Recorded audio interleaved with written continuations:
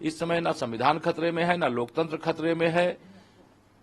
अगर खतरे में कुछ भी है तो श्री राहुल गांधी, श्री अखिलेश यादव जी जैसे लोगों का राजनीतिक भविष्य खतरे पड़ करना है। और अमेठी से भागने का मतलब यह है कि कांग्रेस को आने वाले समय में अब रायबरेली से भी भागना पड़ेगा, क्योंकि इस बार रायबरेली में भी कमल का फूल, लेकिन खिलेगा कमल।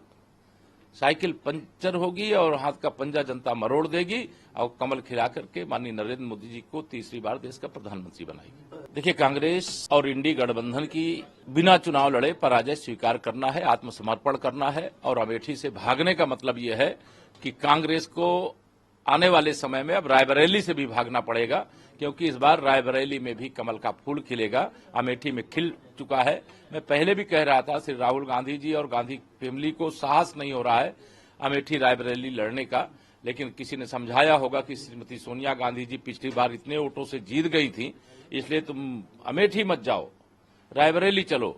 लेकिन रायबरेली में अमेठी से भी बड़ी पराजय से राहुल गांधी जी की होने जा रही है। और यह चुनाव में बहुत मजा आ रहा है कि अब कांग्रेस के जो अपने को सर्वे सर्वा समझते हैं, श्री राहुल गांधी जी वो रायबरेली में हैं और सपा के जो मुखिया हैं वो कन्नौज में हैं। और मैं मानता हूं कि हम यह दोनों सीटें तो बहुत अंतर से जीतेंगे ही। इस बार 80 की 80 सीटें जीतेंगे। नहीं, जितनी रैली चाहे कर लें, जितनी जल्दी चाहे कर लें, लेकिन खिलेगा कमल। साइकिल पंचर होगी और हाथ का पंजा जनता मरोड़ देगी और कमल खिला करके माननीय नरेंद्र मोदी जी को तीसरी बार देश का प्रधानमंत्री बनाएगी। मैंने कहा ना, डर स्मृति ईरानी जी का भी है, डर भारतीय जनता पार्टी का भी है, डर वहां की जनता से भी है।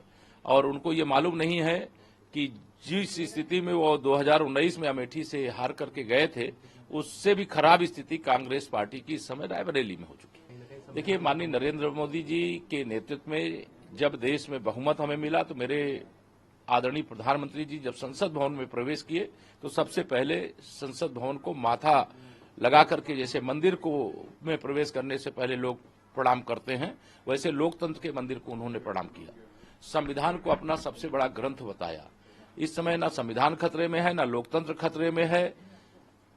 अगर खतरे में कुछ भी है तो श्री राहुल गांधी, श्री अखिलेश यादव जी जैसे लोगों का राजनीतिक भविष्य खतरे में। इस समय ना संविधान खतरे में है, ना लोकतंत्र खतरे में है। अगर खतरे में कुछ भी है तो श्री राहुल गांधी, श्री अखिलेश यादव जी जैसे लोगों का राजनीतिक भविष्य खतरे पड़ करना है। और अमेठी से भागने का मतलब यह है कि कांग्रेस को आने वाले समय में अब रायबरेली से भी भागना पड़ेगा, क्योंकि इस बार रायबरेली में भी कमल का फूल, लेकिन खिलेगा कमल। साइकिल पंचर होगी और हाथ का पंजा जनता मरोड़ देगी और कमल खिला करके माननीय नरेंद्र मोदी जी को तीसरी बार देश का प्रधानमंत्री बनाएगी।